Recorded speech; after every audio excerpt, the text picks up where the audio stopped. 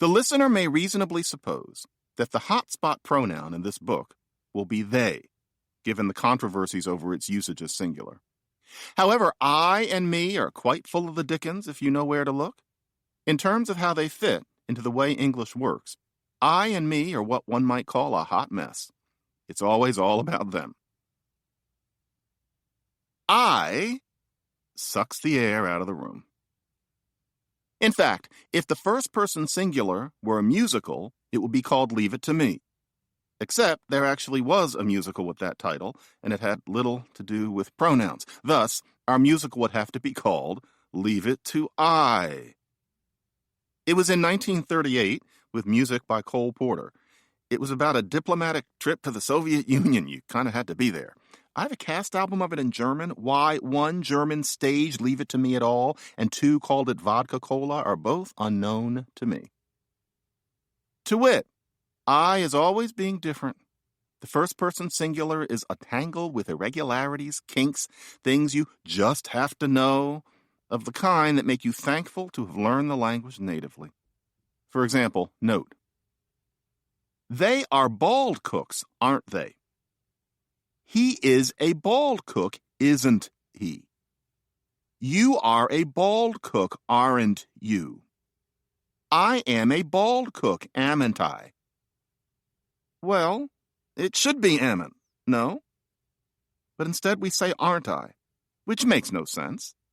There are places, such as northern England, Scotland, and Ireland, where people use amn't in their dialect. Sure, amn't I never done it the drunken bowsy ever since he left school? Asks a disappointed father in James Joyce's Dubliners. I know that was a terrible Irish accent, but I'm trying. Where a bowsy is roughly a little thug, and he's saying that he's always nagging his son. But beyond, amn't is conclusively peculiar to the ear. Confoundingly so, since it makes such perfect sense. Aren't I emerged as a mistaken impression.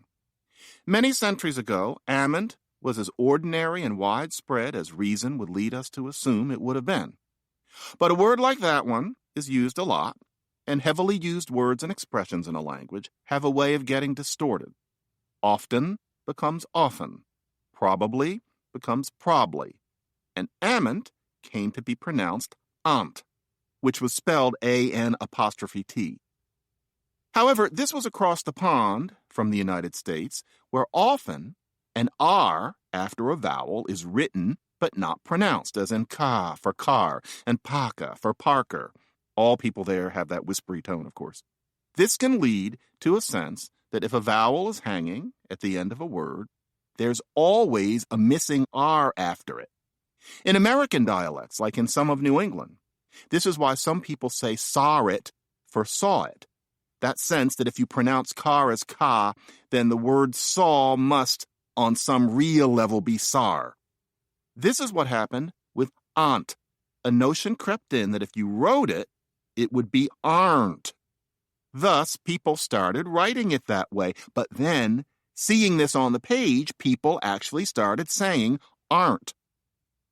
Hence, along came aren't I, a mistake, institutionalized in cold print forever. And as if someone were trying to make this error even more destructive of order, this aren't can be used before an I, but not after it. You aren't, we aren't are fine, but you can't say I aren't. One must just know to say I'm not instead. That's I for you. Heavy usage means crazy stuff, and it's why the area around I got pretty busted up.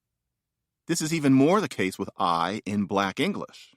Because Black English is non-standard, its differences from the standard tend to be processed as errors, bad grammar.